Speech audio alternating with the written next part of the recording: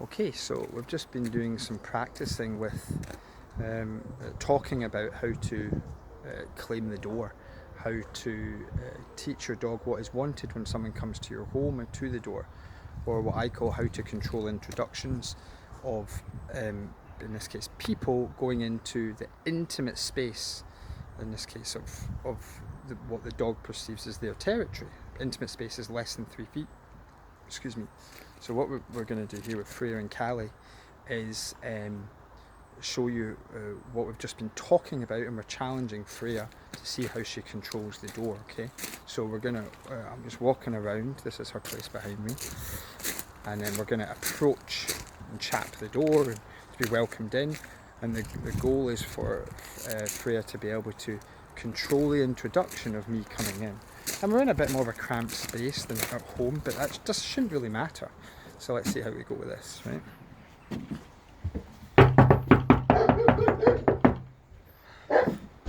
So what we want from the dog is to give us space and calm. Whereas a lot of times people will get space by locking their dog in another room, or holding them back, or putting them in a baby gate or something like that. But here, what we're wanting is we want the person to be able to claim that space. So psychologically, not just physically, behind a barrier. And this is what Freya's learning to do here. And the first few times it will take a wee while longer. Nice. Turn and face her a wee bit more. Yeah, forget about me. Don't worry, I can control that door. Nice. Good job. Good job. So what you're, in essence, teaching the reward, and because what she wants, attention, direction, affection, what she wants when the door goes, yeah, you can pet that, she's doing awesome. What she wants when the door goes is to see who's at the door. Yeah. She does. She's just being a bit of a ninja about it. You know, I want to by punching him in the face. Yeah. But I do want to see who's at the door. And what you're really saying is, listen, you're going to get to see who's at the door. But when you're calm first, you're going to get to meet that dog. You're going to get your dinner. You're going to get on your place. You're going to get on my bed. You're going to get in your cage. You're going to get anything in life. You'll lead on when you're calm. Yeah. If you get too excited, we get their attention, give direction, but ultimately the affection here is opening the door. Yeah. Right? Yeah, okay. So then the person comes in. Hi there, how are you? I mean, this is a much calmer state, partly or mostly because, partly is because she saw me and she's like, okay, you've been here 3 times. Mm-hmm. That absolutely has an impact.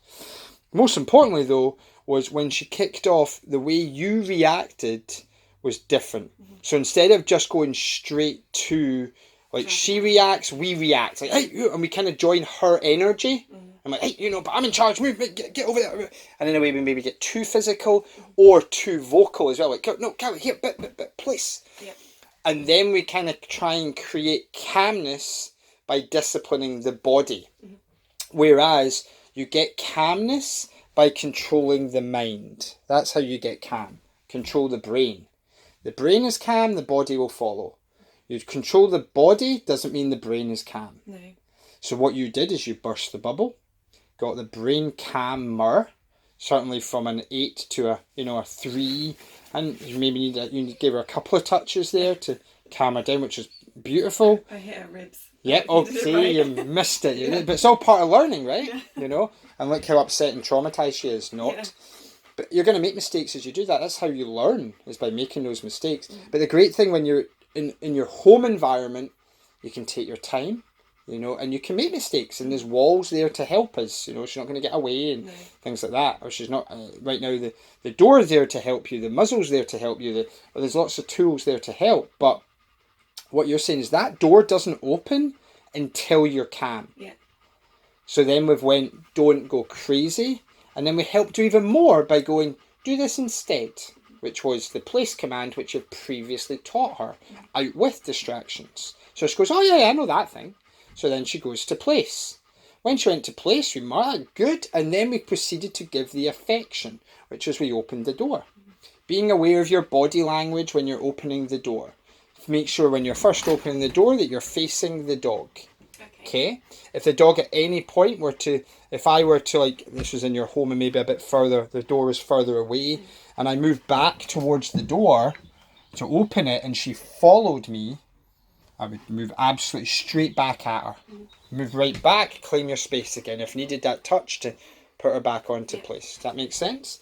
But what we're teaching her is calmness is going to help you achieve your goal. Whatever you're wanting in life, darling, you're going to get, but only when you're calm. I actually right now don't care whether you're sitting, standing, lying, doing a handstand, doing a perfect heel, staring at me. No, I don't care. I care that you're calm. Does that make sense? Yeah. So even like this, I like her putting her back. You put her back on place. Yeah. Now, of course, she can only come off there when you release her. Yeah. But what's going to happen? See, did you hear that? Yeah.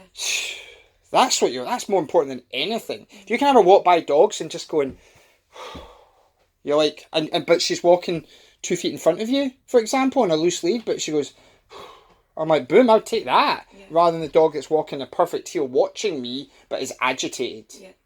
Does that make sense? Yeah. So that's really, really good.